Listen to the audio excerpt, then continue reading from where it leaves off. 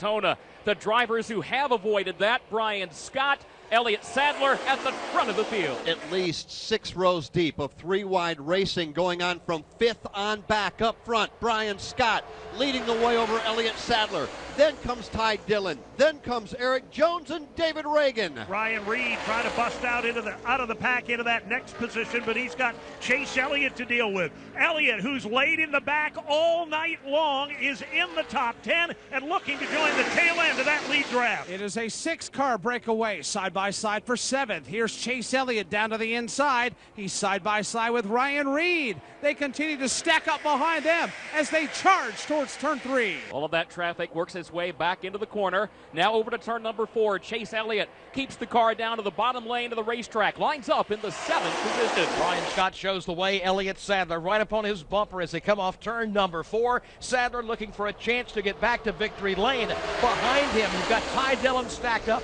Eric Jones in the mix. David Reagan. Here comes Ryan Reed and Joey Logano. Ryan Reed, trying to win 2 in a row here at the World Center of Racing, is trying to summon the horses to the outside lane. He's got Joey Logano in his trunk. Ryan Reed to the outside of Eric Jones for 4th place. Ryan Reed and Joey Logano slapping the reins on those Mustangs as they charge up the super stretch. Ryan Reed and Logano have company. Here comes the lane on the outside, led by Ty Dillon. Ryan Reed is in the 5th position. Ty Dillon 3 wide to the top of the banking. He's trying to start a rally from back in the 9th spot. He's got company there. Regan Smith right behind him. Nobody sitting down now here at Daytona. Ryan Reed from the middle of the racetrack all the way up against the outside safer barrier. Now back down in front of Joey Logano. Ryan Reed finally making it work on the outside. Outside lane has come into play with just a few laps remaining tonight here at Daytona. Ryan Reed now side by side for the number 3 position. It's Dillon down low. Reed up high. Here comes the 3rd groove with Austin Dillon. Here comes Joey Logano. He'll break out of line. He'll shake the draft and try to dive to the inside of Ryan Reed. Here comes Logano right up the gut. They stack him 3 wide from 4th on back. Logano in the 5th position. He splits the difference. He travels right in the middle of the banking in turn 4. But here's David Reagan. He's got racing room down to the inside, and he goes blasting by. Intensity is building as we're down to 10 laps to go, and everybody knows they have a chance to win at Daytona. They're trying everything out there. 2 and 3 wide racing, but up front, it is still we Brian got trouble Scott. right past the start-finish line. Ryan Reed, Brendan Gaughan get together. They work back towards you, Dave. Cars all over the house now, slamming the outside retaining wall. Brennan Poole takes a hard lick. A number of other machines dodging and sliding. Eric Almirola appears to have gotten a piece of it. Brendan Gaughan, as you mentioned, has gotten a piece of it as well. A number of cars leaping by. Daniel Suarez torn up in the right front. Martin Waugh has got damage. Here comes the Casey Kane machine. He's torn up. A number of others as well. Boy, Austin Dillon took a hard lick. That Yingling Chevrolet, the entire right side torn off that machine. And only 7 cars have made it by us so far here in turn number 3, as everybody basically a rolling junkyard trying to get back to pit road. So that will put us under the caution flag and soon to be red flag, we understand, because it is just a mess down there at the end of the front straightaway, all the way through turns 1 and 2. And down the back straightaway. So with 10 laps to go, we expect to go under the red flag. Right now, officially, we're under caution flag number 5 when Brendan Gaughan got together with Ryan Reed. Ryan came off the top side of the racetrack, came down, collected Brendan Gaughan. It was on after that. Mentioned that it was Ryan Reed that came down across the nose of Brendan Gaughan. Well, he may have had the rear tires lifted off the ground by Austin Dillon, make that Ty Dillon, who was running right behind him at the time. Either way, we've got Winston and we've got Alex and we've got Steve Post in hot pursuit of everybody. Cars headed to the garage. Cars have come to a stop on pit road. We'll recap it all for you when we come back. From Daytona International Speedway, this is the Motor Racing Network, the voice of NASCAR. And we are under the red flag, Barney Hall. It comes out with 10 laps remaining. A multi-car crash going off into turn number 1 has put us under the red flag. Several drivers and cars, teams involved. One of them, Eric Almirola. Yeah, and he's just climbed out of this just battered Mustang. It's the fresh from Florida entry. And, well, it's tough to see even the logos, anything on the hood of this race car. Eric, I know it's tough out there and things happen in a hurry, but what did you see from your driver's seat? honestly, I just saw smoke and sparks and people start scattering. And they all seemed to start going to the wall, so I just went left.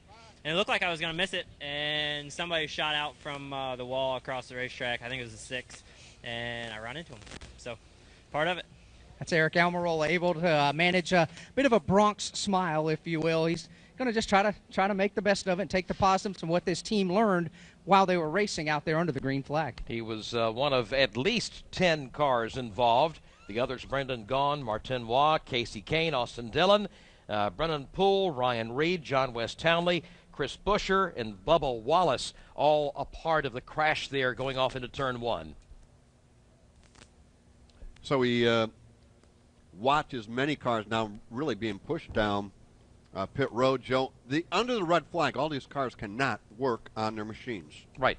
Red flag is out. Has been already for 4 minutes as the cleanup is underway down there, hauling off cars, trying to bring that back over into the garage area, and an army of cleanup trucks over there working. Not only Dave Moody, they're going off into turn 1, but all the way down the back straightaway. Yeah, indeed. The John West Townley machine came to a stop about a third to a quarter of the way down the Daytona Superstretch. He has climbed out of that car. He'll take the mandatory ride to the infield care center. I believe the Austin Dillon car also came to a stop on the back stretch, a little closer to Mike Bagley. Yeah, right now, safety crews are on the scene. What we see now is John West Townley's car has been hooked up to a wrecker. They are slowly dragging that back to the front side of the racetrack and back to the NASCAR Xfinity Series garage. And right now, the attention is focusing on getting the Austin Dillon car hooked up to a wrecker, or one of the Dillon cars hooked up to a wrecker, tending to that machine. And then, of course, as you mentioned, debris on the backstretch, tire casings, parts and pieces of debris, or debris that is, scattered down the entire Daytona Superstretch. We have a lot of cleanup here at Daytona, Mike, that is for sure. It starts going into 1, all the way through 1, 2, and down the back straightaway. A lot of cleanup to do. Alex Hayden? Yeah, Brendan Gaughan is back here in the Xfinity Series garage, still aboard the race car, helmet on. Brendan, what in the world went on out there?